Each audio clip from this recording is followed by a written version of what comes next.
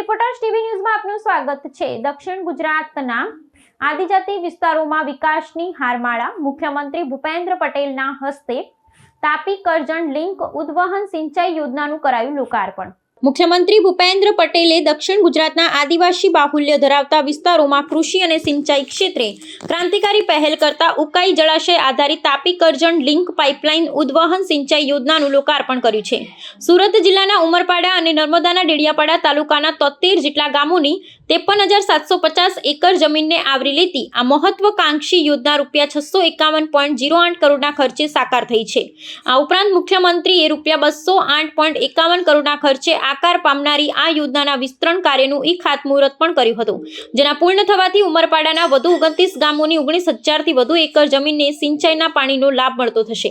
આ અવસરે મુખ્યમંત્રીએ સુરત જિલ્લામાં ₹126 કરોડના વિવિધ વિકાસ કામોનું લોકાર્પણ અને ખાતમુહૂર્ત સંપન્ન કર્યું હતું, જેમાં પ્રાદેશિક માહિતી કચેરીના નવા ભવન, માર્ગ અને મકાન વિભાગના રસ્તાઓ તથા પંચાયત વિભાગના કામોનો સમાવેશ થાય છે। સિંચાઈ યોજના અંગે વિગતો આપતા તેમણે જણાવ્યું હતું કે 87 માળ જેટલી ઊંચાઈએ પાણી ઉંચકી અને લિફ્ટ કરીને દુર્ગમ આદિવાસી વિસ્તારો સુધી પહોંચાડવું એ એન્જિનિયરિંગ કૌશલ્ય અને રાજકીય ઈચ્છાશક્તિનું ઉત્તમ ઉદાહરણ છે।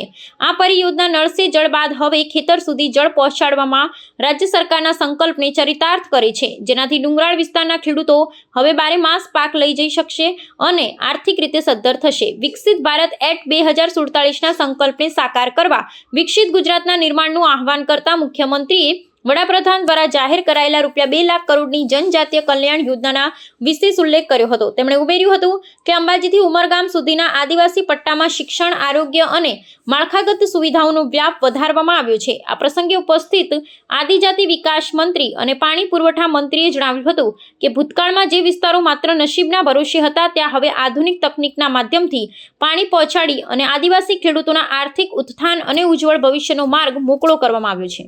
પાણીની નહેર બને, પાણી અપાતું હોય છે, પણ એ બધી જ યોજના જે કુદરતી વહેણ હોય એ પ્રમાણેની યોજના તો જ્યારે આદિવાસી પટ્ટો તો આખો ડુંગરાળ વિસ્તાર ઘણો બધો આવે છે, એની અંદર તો એને પાણી કોણ આપશે, એને પાણી કેવી રીતે મળશે, એનો વિચાર ક્યારે થયો?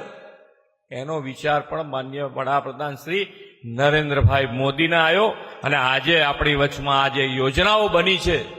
તમને લાગે કે ખરેખર આજે 87 મીટર ઊંચું આ પાણી પહેલા ઉપર જાય અને પછી નીચે આવે, કેટલી અદ્ભુત યોજના બનાવી છે કે સામાન્ય માણસનો પણ વિચાર કે એક માણસ રહેતું હોય કે એક ફળિયું રહેતું હોય તો એનો વિચાર કરીને પણ આ પાણીની યોજના બનાવી, એટલે એ તો માનનીય વડાપ્રધાન શ્રી નરેન્દ્રભાઈ મોદી જ કરી શકે।